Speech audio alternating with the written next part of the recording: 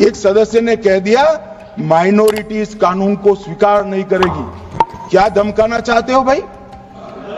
संसद का कानून है, सबको स्वीकार करना पड़ेगा।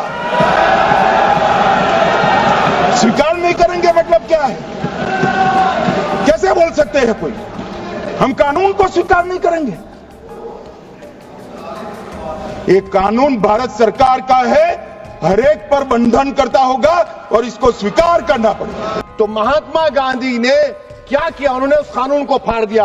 तो मैं गांधी की तरह इस कानून को फाड़ता हूं। ये अनकॉन्स्टिट्यूशनल है सर। अभी संसद में वक्फ से जुड़े कानून में संशोधन हुआ है। इस पर आपके नेटवर्क ने भी काफी चर्चा की है।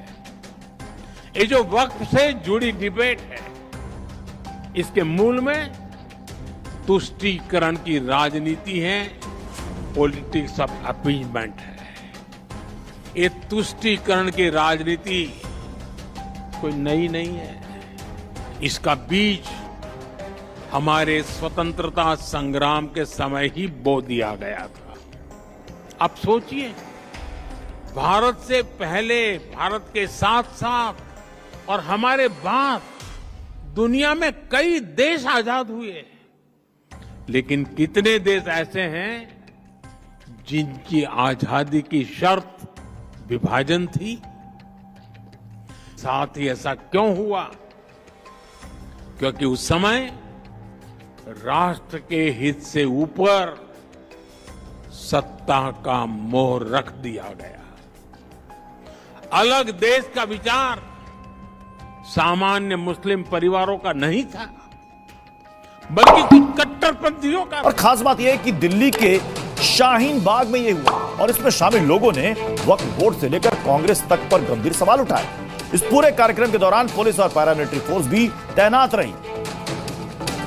शाहीन बाग ये वो जगह जहां पर सीए को लेकर बड़ा प्रोटेस्ट देखने को मिला था। उसी शाहीन बाग में वक्फ कानून का समर्थन किया जा रहा है। इसमें बदलाव की जरूरत ही ना पड़ती, संशोधन की जरूरत ही ना पड़ती। जरूरत इसलिए पड़ी है आन के पिछले 70 सालों में। अब इनको डर इस बात का है, इनके पेट में जो मरोड़ा सा मार रहा है ना, ये दर्द हो रहा है मीठा मीठा सा, वो इसलिए हो रहा है कि कहीं जांच ना बैठ जाए। और जांच होगी, सीबीआई जांच होगी। जितने लोग ये बैठे, ओवैसी साहब बड़ा जोर जोर चिल्ला रहे, पूरे देश के मुसलमानों के बड़े हमदर्द बन रहे। अगर हमदर्द है तो पहले 3500 करोड़ जो खुद कब्जा के बैठे हैदराबाद के अंदर, वो बताएं कहां से आई है उनके पास? वो बोर्ड की तो जगह है वो। भाई डर उनको है जो किसी ने अच्छा घोटाला कर रखा है। यहाँ कोई डर नहीं किसी को शाहीन बाग में।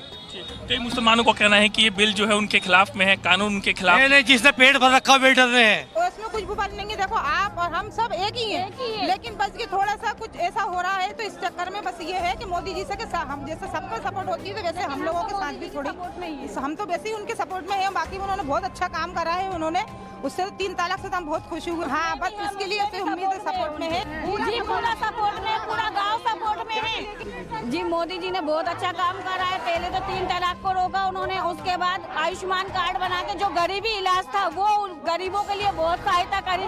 उसके बाद उन्होंने गरीबों को गैस योजना दी है, वो भी बहुत अच्छा काम करा। बहन योजना निकाली, वो भी बहुत अच्छी योजना है।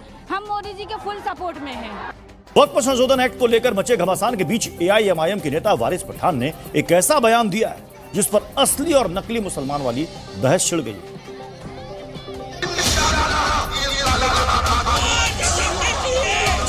देश का मुसलमान किसी कीमत पर इनको माफ नहीं करेगा, कभी माफ नहीं करेगा। वक्फ कानून का पहला एक्शन योगी राज में हुआ है। यहां बरेली में वक्फ की जमीन पर मस्जिद और दुकानें बना रखी थी। मतलब वक्फ माफिया मार्केट से मोटी कमाई कर रहा था। खुलासा हुआ है कि कागजों में एक मकान दर्ज है, लेकिन वक्फ के जमीन खोरों ने यहां 21 दुकानें बना दी थी और किराया वसूला जा रहा था। अब वक्फ माफिया का ये खेल सामने आ चुका है। इसीलिए कहा जा रहा है कि योगी राज में वक्फ के कब्जे का अंतकाल आ गया। उधर all India Muslim personal law board ने इस कानून को वापस लेने की मांग के साथ पूरे देश में आंदोलन का ऐलान कर दिया।